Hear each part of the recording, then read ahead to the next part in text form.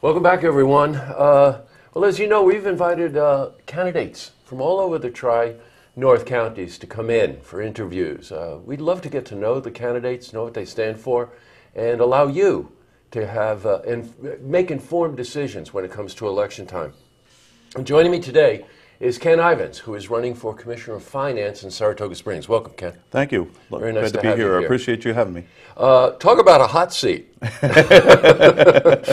The finance is always, it just seems that everything goes to finance, right? Yeah, I know, especially in this weird form of commission government that we have. You know, some people will always say, well, the mayor's the big race. No, in reality, finance is probably one of the hottest things out there. I think it is too. And of course, Saratoga Springs, a day doesn't go by that there isn't an issue about development as it relates to finance and growth and managed growth and smart development and these kinds of things. And let's face it, finance always has a brush on the canvas when it comes to anything like that, right? Absolutely. You know, the long-term feasibility of the entire city is based on, you know, solid economic growth. You know, it's everybody's interest. And I get hit all the time is, you know, why aren't taxes going down? Right. You know, with all this development, why aren't our taxes going down?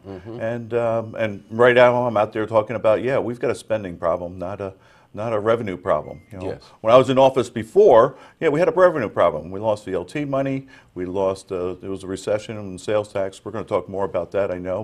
But yeah, we had a revenue problem back then. But now we don't have that revenue problem. Well, I'll tell you what, Ken, let's go right there. You held the post for 2 consecutive terms. Yes. And let's face it, timing, Ken and I were talking before we went on. Let's talk about timing.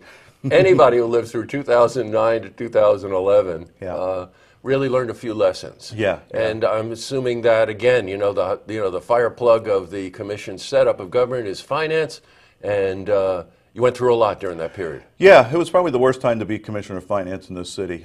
We had we were getting $3.6 million in VLT revenue from the Racino, which is controlled by the state legislature, and they decided that other communities needed that money more than we did. And so they pulled the whole thing out of Saratoga. Which represented about 20% of what we collected in property tax. And then when you throw in also the recession happening, you know, sales tax was down, development was down, so our property, you know, the amount of property being taxed wasn't growing like it normally does, and things of that sort. And then you throw in cost increase, steps increase, health insurance going up. We were looking at, just to balance the budget and keep everything flat, we were looking at a 40% tax increase, which was totally unacceptable, of course. Boy, you're not kidding. Now, you're running again. Yes, Why? I am. Why are you running? Well, a lot of people twisted my arm. They're not happy with the current commissioner. They think she could be more civil, and they called me out of the blue. I had no intention of running, and it took me actually a while to decide. But finally I decided, yeah, let's get back in there. I've got some good ideas. It's easy to budget now when the revenue is flowing, and but I want to see some good positive development and some long-range recurring revenues come to the city. And so that's one of the things I'm going to be pushing for. You know, when I was looking at the, you know, I was trying to look for your platform points, and focused on finance, I think is pretty much what you're starting to say to me now. Yes. Which is that when you go to a revenue-based economy, that how do you spend that money? So the focus on finance isn't just, hey, let's just fuss this money around. Right, right. Well, the other key is yeah, you have it to spend, but you know, you got to spend it wisely. You don't want to waste taxpayers' money. So you want to try to keep the taxes down. In fact, try to lower the taxes if you can, or find better ways to spend the money as opposed to just willy-nilly. I know there's got to be waste in this budget. I found waste when I was back there. Yeah, right. And I wasn't looking that hard.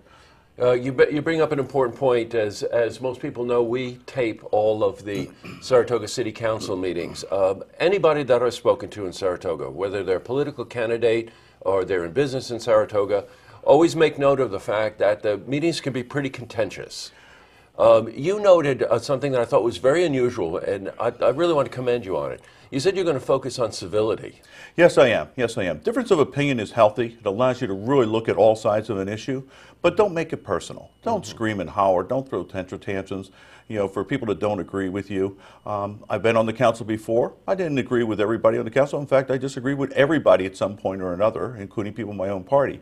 But we made a point of it. We brought out all the issues, and then we all took a vote and moved on. I was also on the Housing Authority. I was a lone vote on a lot of things. And again, I was out there. I made my points. If I was able to sell my points, great, and if not, we just moved on to the next issue. Well, you know, it's very refreshing to hear. We happen to be in an era of politics where compromise is a dirty word. Yeah. Working across the aisles is worse, and Yeah. unless you get a 2-minute soundbite and insult someone, you don't make headlines. So, you know, Yeah. let's face it, that's not really what... It's not acceptable, and that's not what the people want. The people want business to get taken care of and moved on in a professional manner. Got it. Now, you're a longtime resident of Saratoga, 20-something years, right? 27 years, my wife and Great. I've raised both my kids here.